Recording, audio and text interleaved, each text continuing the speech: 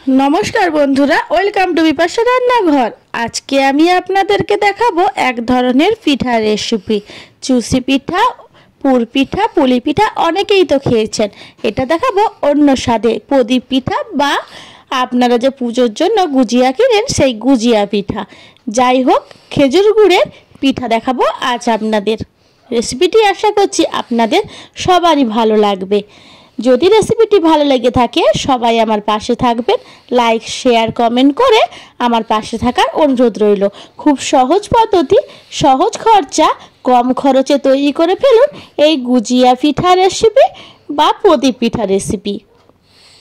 প্রথমে আমাদেরকে একটি প্যান নিতে হবে। প্যানটি ভালোভাবে গরম হয়ে এলে তখন আমাদেরকে 4 কাপ মতন জল দিয়ে দিতে হবে।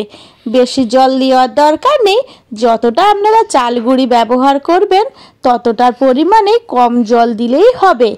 আপনাদের চাল গুঁড়ি কী রকম আছে সেই বুঝে আপনারা জল গরম করতে দেবেন। জলটা যখন ভালোভাবে গরম হয়ে আসবে তখনই কিন্তু চাল গুঁড়িটা আপনারা ব্যবহার করবেন। এবারে দিয়ে দিব জল গরম, ফুটন্ত জল গরম যখন হয়ে আসবে 1 চামচ নুন। আপনাদের পরিমাণ মতন চাল গুঁড়ি মাপেই কিন্তু আপনারা নুনটা ব্যবহার করবেন। জলটা আমার ভালোভাবে ফুটে এসেছে। এবার আমি অল্প অল্প করে চাল গুঁড়িটা এখানে ব্যবহার করে নিচ্ছি একটা ডো বানানোর জন্য। বেশি পাতলা না, একটি শক্ত ডো তৈরি করার জন্য যতটুকু জল প্রয়োজন আমি ততটুকুই জল কিন্তু ফুটিয়েছি। আর এই সময় আপনাদেরকে কিন্তু গ্যাসের ফ্লেমটা লোতে রাখতে হবে, হাইতে রাখবেন না, না হলে কিন্তু জলটা পুরোটাই শুষে নেবে আর চালগুঁড়িতে মেশানোর সময় অল্প জলে হবে না। তাই গ্যাসের ফ্লেমটা মিডিয়ামে রেখেই কিন্তু আপনাদেরকে খুন্তির সাহায্যে চালগুঁড়িটা ভালোভাবে গরম জলে মাখিয়ে নিতে হবে।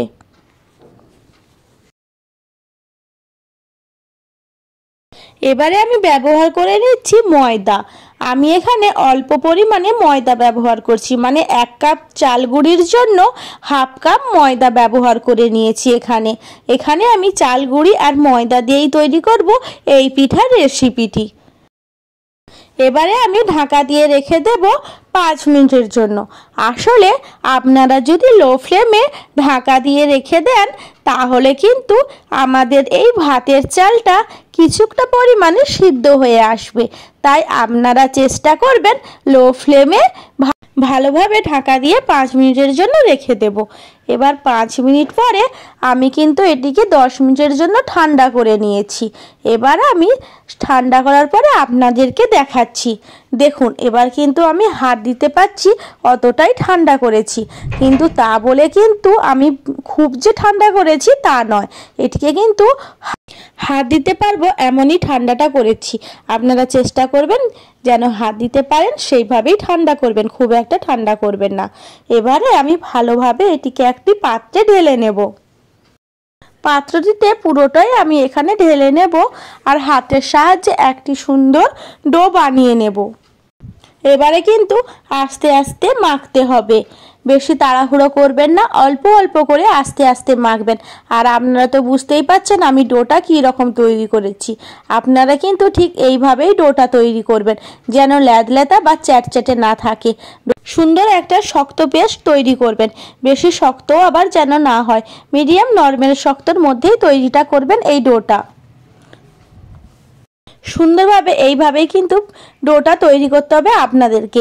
আমি ভালোভাবে আরেকবার দেখিয়ে দিচ্ছি ডোটা আমার কি রকম তৈরি হয়েছে। আপনারা ঠিক এইভাবেই ডোটা তৈরি করবেন। আর ভালোভাবে কিন্তু ঠাসতে হবে, আর ভালোভাবে ঠেসে ঠেসেই কিন্তু ডোটা তৈরি করতে হবে, না হলে কিন্তু ডোটা ফেটে যাবে, পিঠে কিন্তু ভালোভাবে হবে না। ভালোভাবে মাখাতে হবে এই পিঠের মণ্ডটা। এবারে ঢাকা দিয়ে রেখে দেব 5 থেকে 6 মিনিটের জন্য। এবারে ঢাকা খোলার পালা। চলুন ঢাকা খোলার পরে আপনাদেরকে দেখাই ডোটা আমার কত সুন্দর নরম হয়েছে আর তুলতুলে। এই রকমই পেস্টটা লাগবে কিন্তু আমাদের। এবারে কিন্তু ভালোভাবে হাতের সাহায্যে এরকম একটি ছোট লেচি করে নিতে হবে, আর লম্বা লম্বা করে আপনাদেরকে করতে হবে। ঠিক যেভাবে আমি দেখাচ্ছি ওইভাবেই কিন্তু লম্বা লম্বা করতে হবে। বাজারে যেভাবে আপনারা গুজিয়া কিনেন আপনারা কিন্তু সেইভাবে গুজিয়ার শেপটা দেবেন বা প্রদীপ শেপ, ঠিক এই রকমই কিন্তু পিঠাগুলো হবে দেখতে। আর সুন্দরভাবে সবগুলোই কিন্তু ওই রকম বানাবেন। আর পিঠাগুলো বানানোর সময় হাতে একটু ময়দা নিয়ে নেবেন, তাহলে কি হবে, আর থালাতেও যদি একটু ময়দা ছড়িয়ে দেন তাহলে কোনো পিঠার সঙ্গে কোনো পিঠা লেগে যাবে না, সমস্ত পিঠাগুলোই ছাড়া ছাড়া থাকবে। আর প্রত্যেকটা পিঠাই কিন্তু এইভাবে প্রদীপ শেপের মতন বা গুজিয়া পিঠার মতন তৈরি করে নিতে হবে। এই পিঠার রেসিপিটি আপনাদের কেমন লাগলো অবশ্যই কিন্তু কমেন্টে জানাবেন। আর খুব সহজ উপকরণ, কম খরচেই তৈরি করে ফেলুন বাড়িতে গুজিয়া পিঠার রেসিপি বা প্রদীপ পিঠার রেসিপি, যে যেটা বলতে পারেন। একবার ভালোভাবে আপনাদের দেখিয়ে দিলাম, এইভাবেই তৈরি করতে হবে প্রত্যেকটা পিঠা।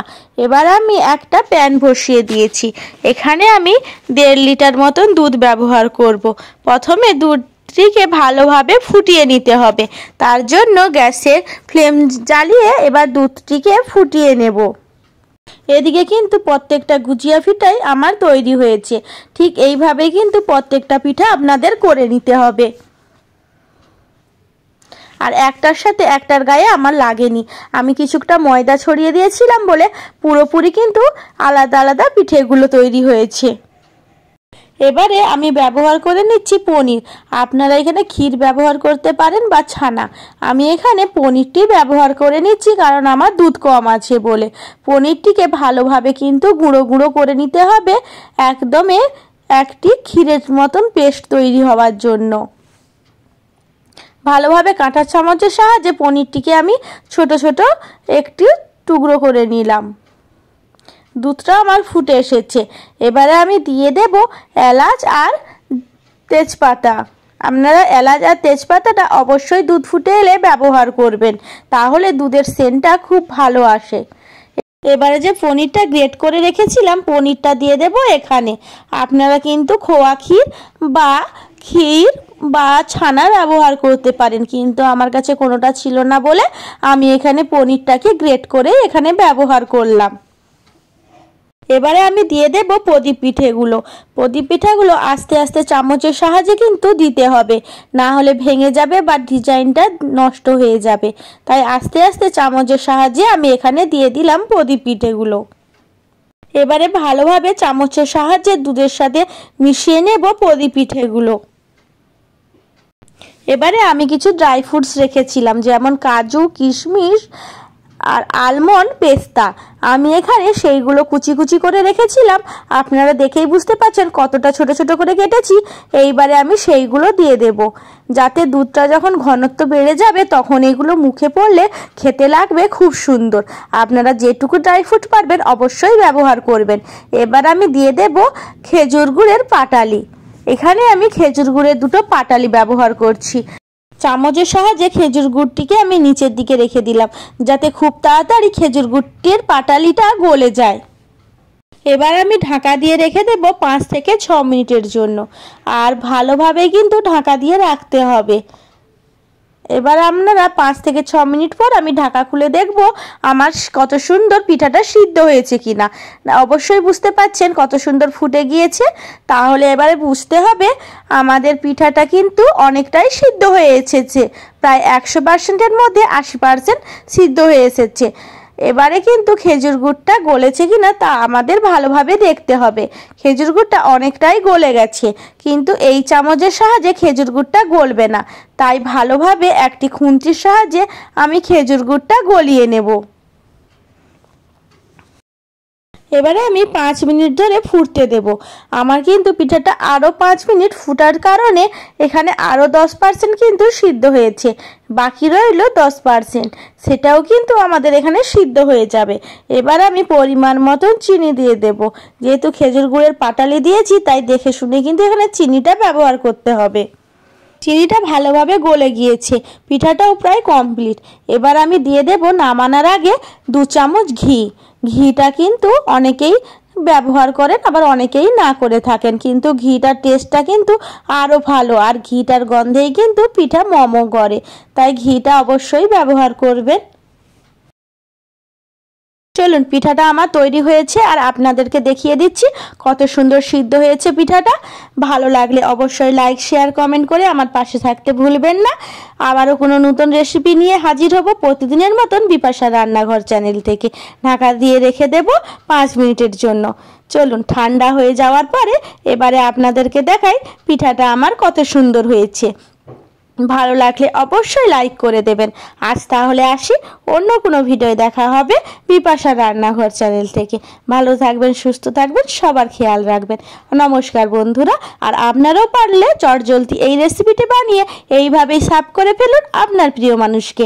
নমস্কার।